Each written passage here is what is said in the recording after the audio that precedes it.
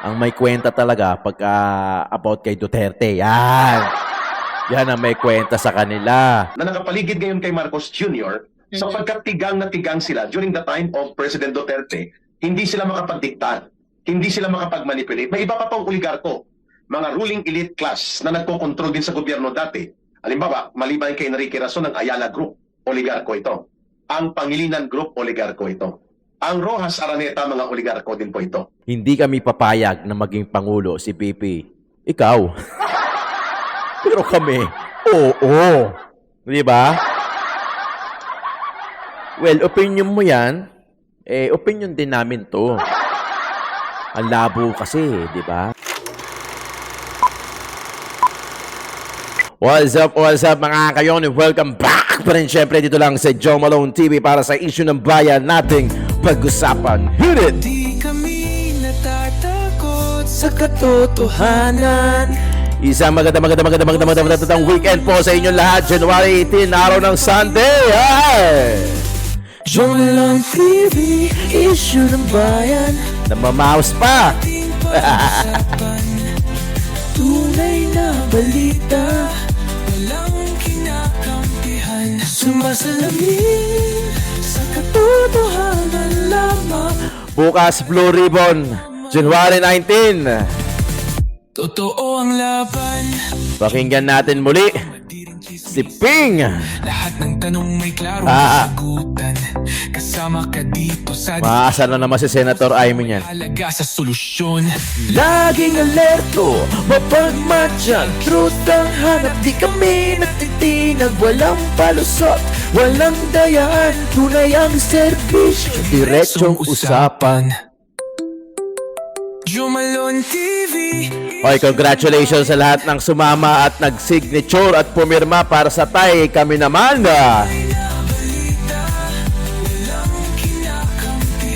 At sa lahat ng mga co-vloggers at nag-participate sa signature na yan, campaign, maraming salamat sa inyo. Na-appreciate po natin yan, syempre. Totoo ang laban. Yeah. Walang kulay, walang kampi. Aha. Balita, talakayan, katotohanan. Para sa bayan.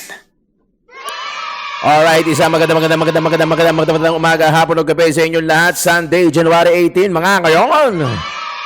Maraming salamat sa lahat ng sumuporta, nakikinig, dumalo at nanood dito sa atin, yung mga Team Replay. Maraming salamat po.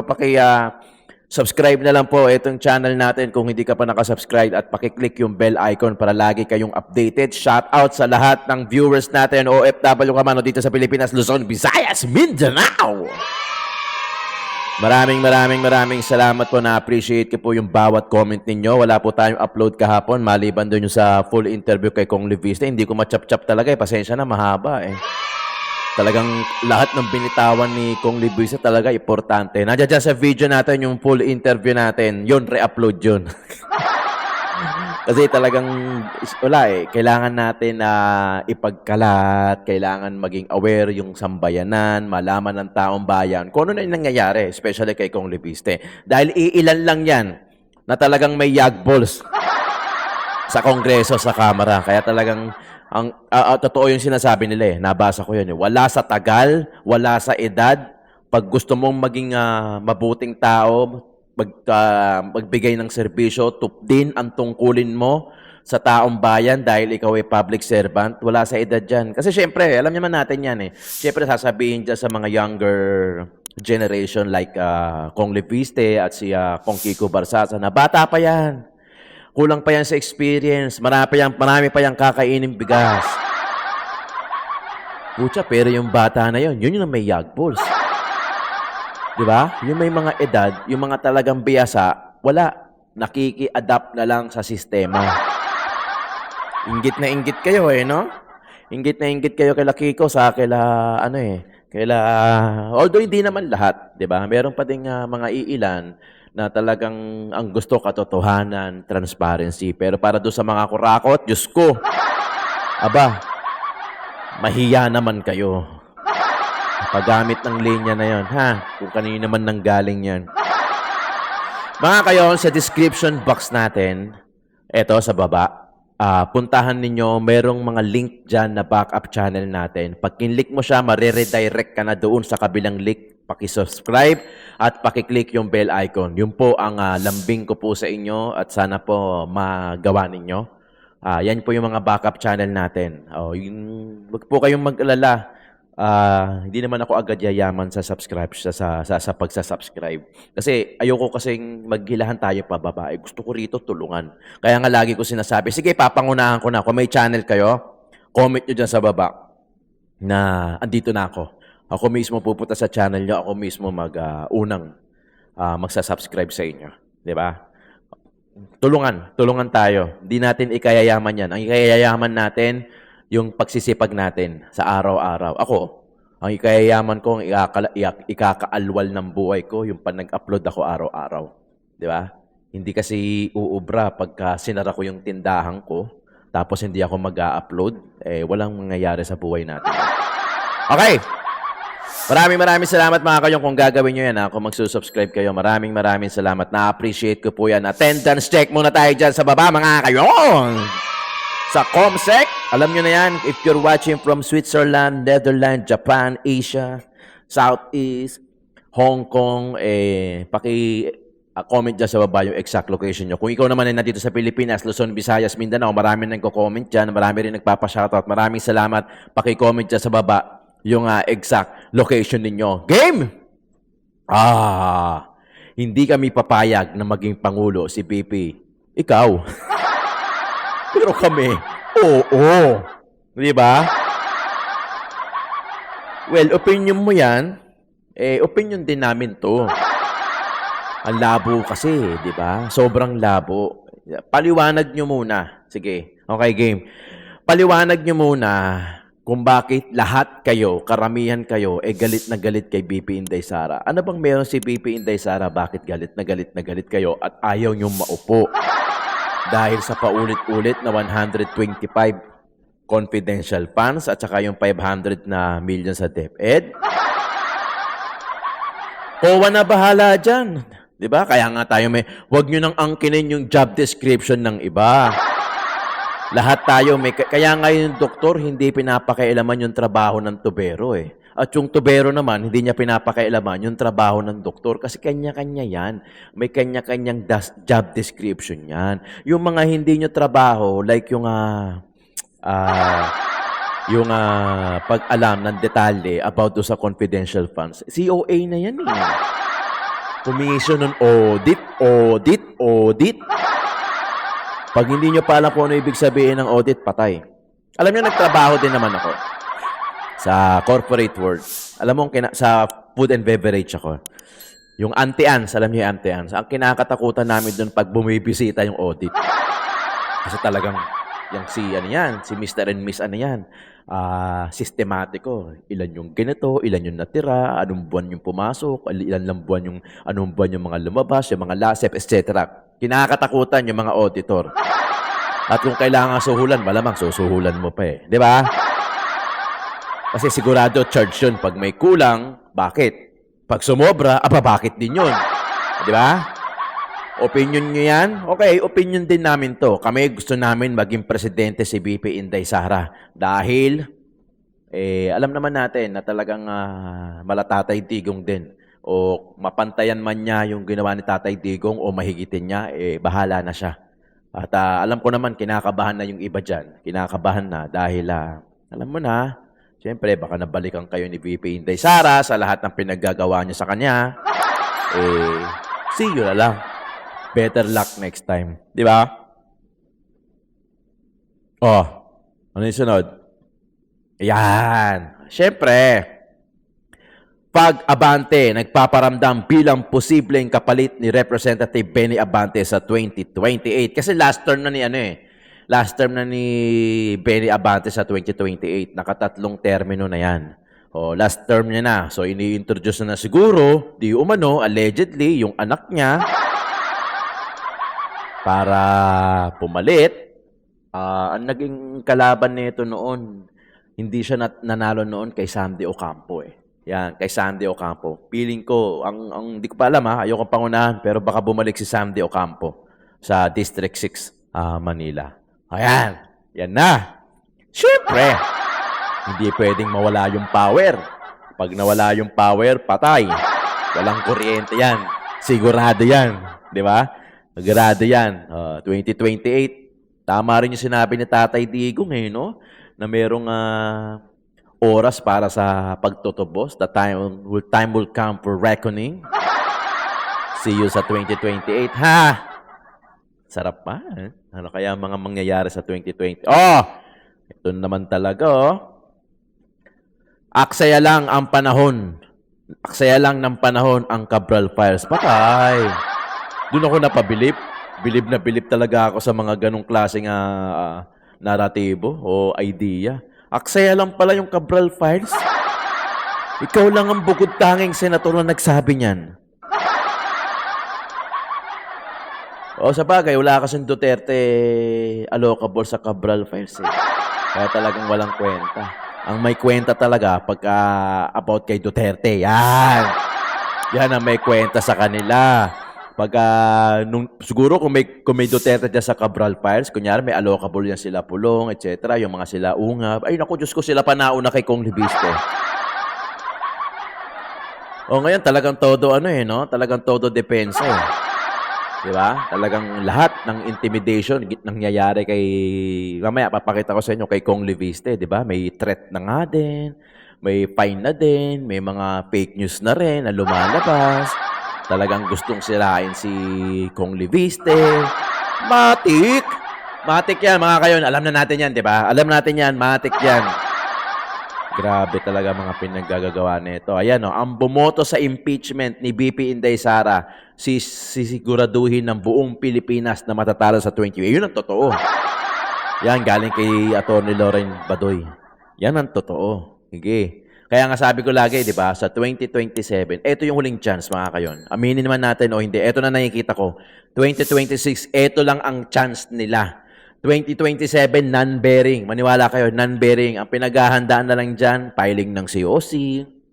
Well, of course, siyempre, yung mga gaan, nandiyan pa rin yan. Pero non-bearing na yan, preparation na yan, may mga premature campaign na siguro yan, o kaya meron ng mga pagpapabango na lang yan. Yang 2027, pagpapabango at pagpapapogi na lang ang gagawin nila dyan. Pogi points, ganda points, yan na lang. Kaya ito yung huling chance nila. 2027, non-bearing. 2028, wala na. Eleksyon na yan. May yan. Eleksyon na yan. Boboto na tayo niyan. Gantiyan na yan. Gantiyan na yan, ha? Gantiyan na yan. Okay. Ano pa ba? Meron pa ba? Yan, okay. Panoorin natin itong video na to. President BBM. Ito, isa din to si Kong Egay Arice. Pero hindi to Duterte at hindi rin to administrasyon. Sa ngayon, ha? Panoorin natin yung sinabi niya. You have to come clean. You have to explain it well to the people. Ikaw ang nagsimula ng investigasyon na ito, pero di mo sinasagot kung bakit hinayaan mo na salaulain ng Kongreso ang 2023, 2024 at 2025 GAA. Noong 2023, some 300 billion were inserted and diverted by Congress. Di ka kumibo. Pati na ang gabinete mo, hindi kumibo. 2024, more than 500 billion were inserted and appropriations were diverted. Hindi ka pa rin kumibo. Ang gabinete mo, hindi rin kumibo. 2025 GAA, 473 billion were inserted and appropriations were diverted. Di ka pa rin kumibo, maliban sa 29 billion na binito. Sa dahilang mas lumaki na ang pondo ng DPWH kaysa DepEd, which will make the 2025 GAA unconstitutional. See? Parang imposible na hindi mo alam ito, Yes. Pangulong BBM. Yes. Di ba? Lagi ko nga sinasabi dito na para talaga tayong ginagawang inutil, ginagawa tayong bata, ginagawa tayo ng walang alam. Pero ang ginagawa nila, snub lang. Snub. Lilipas din yan. Ang turing nga sa atin, sabi ko, lagi ko nga sinasabi dito, basher. May hangganan lang. 1 month lang yan. Mananawa rin yan. Kasi may mga kanya-kanya tayong buhay di ba? May mga kanya-kanya tayong ginagawa. Talaga, kahit tinan nyo yung flood control issue, patay na, di ba? Pagpasok ng February, at sa tingin nyo, mapag-uusapan pa yan, pucha, hindi na yan. Kasi impeachment na pinag-uusapan dyan. May mga iilan na mananatiling magsasalita, gaya natin, na itatapik pa rin natin yan. Pero ano na yan, medyo malabo na yan sa sabaw ng puset. Kasi ang pagtutuungan na talaga niyan ay yung impeachment ng dalawang yan. Si Vice, si Vice, at saka yan si Presidente. Sigurado yan. Sigurado yan, mga kayon. Sigurado na ganun nang magiging sirkulasyon ng, sa social media na yan. Yung flood control, Diyos ko, Santissima. Yan, may so-survive pa nila yan. Maniwala kayo sa akin. May so-survive pa nila yan na hindi na pag-uusapan hanggang matapos tong taon na to. Yung GAA nga eh. The most corrupt budget of the Philippines in history. Natabunan na natabunan. Inisnab. Yan nyo yan. Sige, yan nyo na magsalita si Atty. Pico. Wala din yan. Pero ando dun na eh. Di ba? Kaya nga lagi akong, kahit paulit-ulit tayo minsan ng topic dito, I'm sure na nararamdaman nyo yun lagi, lalo na yung mga lagi nanonood. Kahit na paulit-ulit yung topic natin dito, kailangan gawin eh. Kasi kung hindi natin gagawin, matatabunan talaga. Kung si Atty. Vic nga, halos araw-arawan yung GAA 2025 eh. Di ba? Na yung update niya, kung nagsawa. Nagsawa rin yung tao. Di ba? Hindi natin na-topic ngayon. Kasi natabunan ng issue, 'di ba? May mga issue na kailangan unahin, na hindi may iwasan, na kailangan pag-usapan, wala na, 'di ba? 'Yun yung sinasabi natin na parang lilipas din. Kaya itong flood control, lilipas din 'to, maniwala kayo sa akin. Pero syempre, tumatanim yan sa utak ng mga tao, ng mga Pilipino, at babawi yan sa 2028. Tama yung sinabi ni Atty. Badoy, lahat ng lalaban kay Inday Sara sa impeachment sa 2026 o hindi kayo malamang hindi mananalo sa 2028 election. Remember na marami re-electionist dyan. Marami ring gustong tumakbo sa mas mataas na posisyon. Maraming mangyayari. Pero kaya nga sabi ko, 2020, itong 2026, medyo ano pa yan, namamangka pa yan. Pwedeng pro, pwedeng anti. Last year huling shot, last shot. 2026, 2027, marami nang babaliktad. Kung kani-kanino nilang gustong sumama. Kung kani-kanino nilang gustong dumikit. Siyempre, maraming didikit kay VP Inday Sara dahil alam nila, malakas yan. Tingnan mo, maraming kakain ng maraming halik sa wet packs. Maraming hihimod ng EBAC. Wala, ganun talaga. Si Enrique Rason, hindi po katakataka na hindi lang siya ang oligarko na nakapaligid ngayon kay Marcos Jr. Sapagkat tigang na tigang sila during the time of President Duterte, hindi sila makapagdiktat, hindi sila makapagmanipulate. May iba pa pang oligarko, mga ruling elite class na nagkokontrol din sa gobyerno dati. Halimbawa, maliban kay Enrique Rason, ang Ayala Group, oligarko ito. Ang Pangilinan Group, oligarko ito. Ang Rojas Araneta, mga oligarko din po ito. At lahat ng ito, sa panahon ni Rodrigo Duterte, hindi po sila nakakapagdiktat. Hindi nila nagagamit at namamanipulate ang poder sa gobyerno at ang instrumentalidad ng Estado para sila ay manatiling nagdodomina sa ekonomiya, patrimonya at buong lipunan.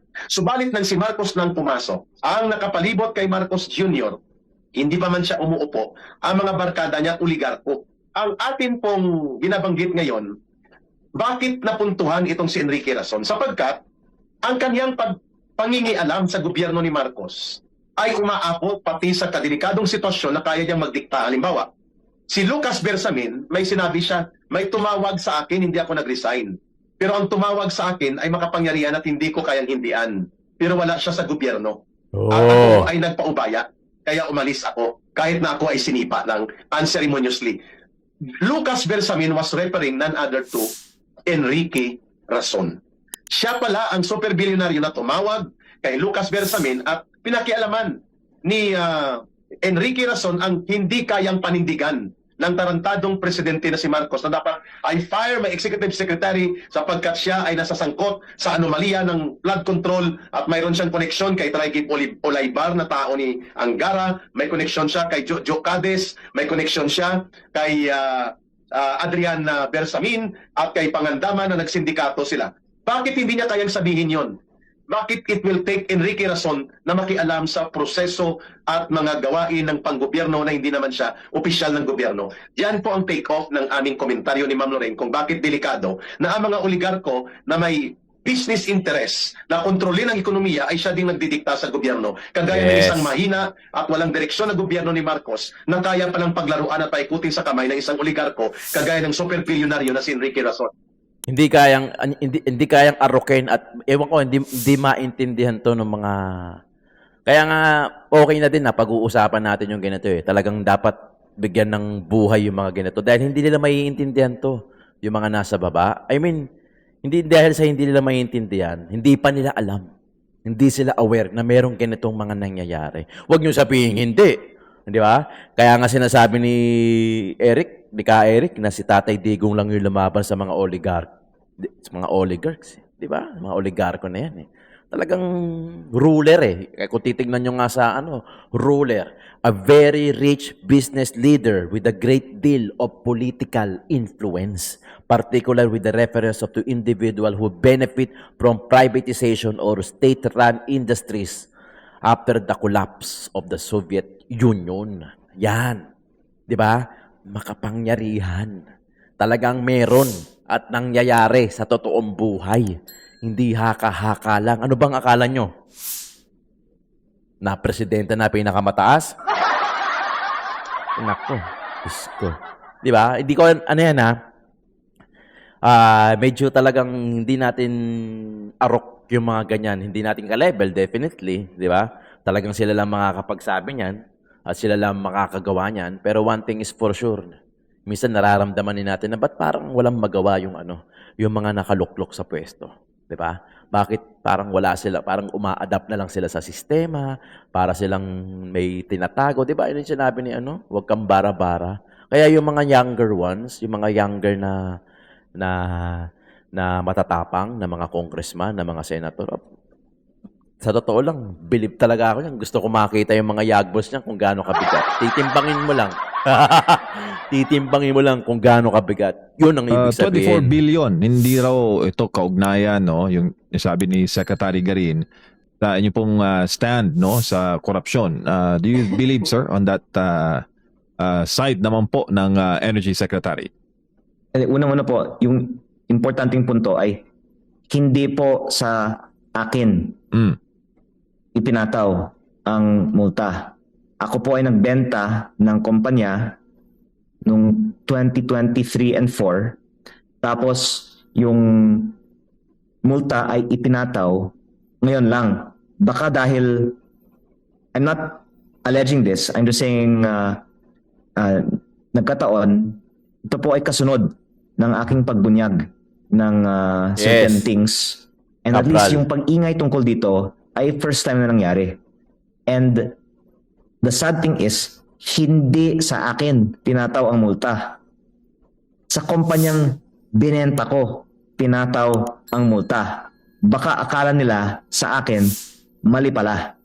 At nakakalungkot kung Wow, mali. may mga ibang mga madadamay dahil sa mga alleged na politically motivated attacks. Pero hindi po ako nag-engage sa media sa mga pahayag ni DOE Secretary Garin at ginagalang natin po siyempre siya at ang aming focus ngayong araw ay ang mga pahayag ni Yusek Claire Castro. Pero nililinaw ko lang po sa inyong show, hindi po sa akin pinataw ang sinasabing multa. Opo, Kong. Ito Para may- kasing yung mga ilan na lumabas, para kasing direktang sa kanya eh. Kaya talagang sinabi na, putya, pinatawan ng, 20 million ba yun? Parang ganun. Ganun kalaki yung pinataw na fine. Pero ito, kino-confirm ni Leviste na hindi nga daw sa kanya. Pinataw yun. picture, no? Kasama niyo si former Senator Trillanes. Maaari niyo po ba kaming mabigyan ng context? Paano kayo nagkita? Paano po nabuo yung meeting na yon at ilang detalye siguro, Kong, nang inyo pong napag-usapan? Actually, marami naman po akong mga mini-meeting galing sa iba't ibang mga sektor. At kadalasan, yung mga kaibigan po ng aking ina ay aking mini-meet. At syempre, ang aking ina ay may malawak na network sa iba't ibang mga sektor. At in general, humihingi po ako ng payo sa mga nakaranas ng mga hirap tulad ng mga dinadanasan ko ngayon. At by the way, ang isang similarity sa mga iba't ibang mga kinakausap ko minsan ay sila po in their own way in the past have fought against corruption. Although of course we differ with each other in everyone's case on certain issues, those who in the past have fought against corruption have also been silenced by Yes. governments in their time, and many have been imprisoned. Again, there are people on the left, the middle, and the right who have been imprisoned for their political beliefs. At ito po ay isa sa mga tinatalakay ko kapag ako po ay humihingi din ng payo sa mga ibang mga kaibigan ng aking ina. Pero sir, yung Facebook post po ninyo, no? Yung po inyong post sa Facebook kasama si President BBM, yung sinabi po ninyo na lumikha ng 10,000 na mga trabaho sa ating mga kababayan, bilang may experience po sa business, actually we're courting for investors, Congressman, na mag-invest sa Pilipinas. Ano tingin nyo sir, na mismong lokal na investment ay ginaganito po sa kasalukuyang administrasyon wherein parehas tayong nangihikayat ng mga negosyante abroad na maglagak po ng puhunan sa Pilipinas? Grabe po talaga ang epekto sa mga investors ng mga pangyayari tulad nito, at baka hindi coincidence na kasabay nitong mga pangyayari ngayong linggo, naging record low ang peso to dollar ng 59 to almost 50 centavos to 1. 59 point something At na. ang foreign direct investment ay nasa post-COVID low.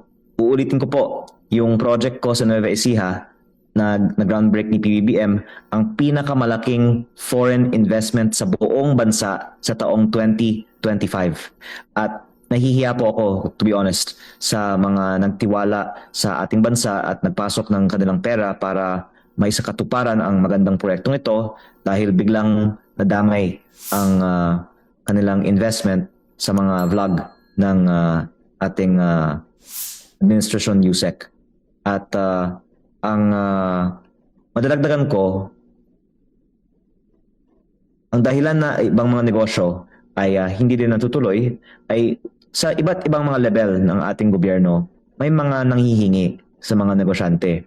At in fairness naman sa Pilipinas, sa buong mundo, ito ay di umano ay nangyayari. Pero minsan daw, kaya nanghihingi, kaya nagpapataw ng multa ang ibang mga opisyal o nagbibigay ng mga demand letters o nag-intimidate sa media ng mga negosyante ay sa kadahilanan na may posibilidad din na ang mga negosyante ay may iaalok sa mga opisyales na nagpapahirap sa kanila. Monkey I'm business not pa rin. implying anything about anyone in this situation, and I am saying this very delicately, and only in this instance have I said this, but I think that at least there is a perception that when any government arm is speaking very publicly against any private business, that iisipin ng iba kahit na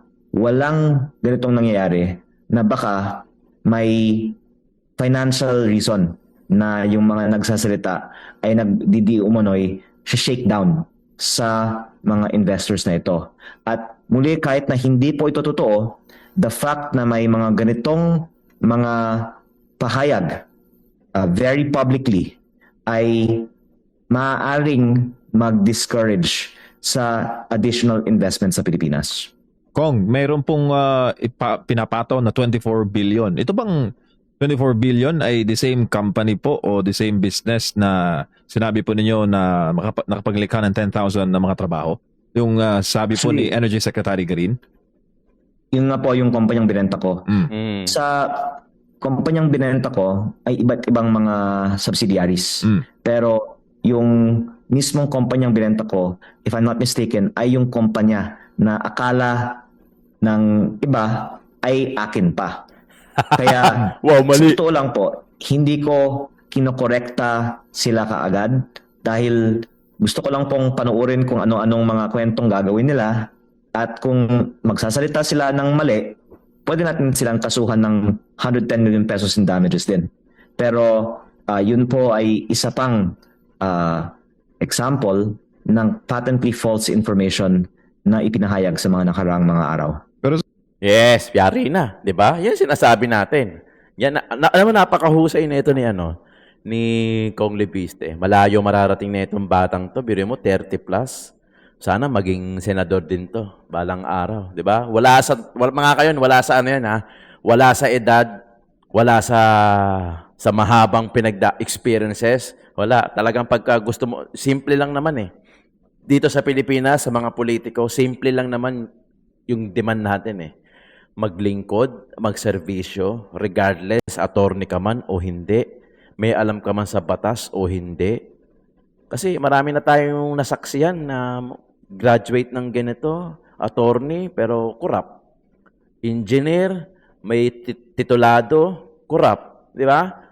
Kaya nakakasawang malaman o makita na etong mga to, yung mga, may mga tinapos pa, sila pa yung number 1 na nangunguha ng kaban ng bayan. Kaya, bilib ako sa mga taong ang gusto, transparency, may malasakit sa tao. Kasi yun yung kailangan natin. Di ba? Hindi greedy, hindi sakim. Na sumasahod naman tong mga to. Di ba? Sumasahod naman. Pero bakit nakukuha pa rin nila yung pera ng bayan? Ano bang gagawin nila para pambili ulit ng boto? Para sa susunod, panalo ulit sila? Alam mo, pagka magaling ka, pagka transparent kang tao, pagka alam, makikita natin yan, pag mahusay ka, mananalo at mananalo ka pa rin. Di ba? Hindi papayag ang taong bayan. Look at Tatay Digong. Yung pa-exit, ang taas ng rating. Nung dinala sa ICC, naglabasan lahat ng tao. Ganun yung malasakit kasi niya. Kumbaga, binalik lang natin kung ano yung ginawa niya sa atin. Ikaw ba lalabas ka sa labas?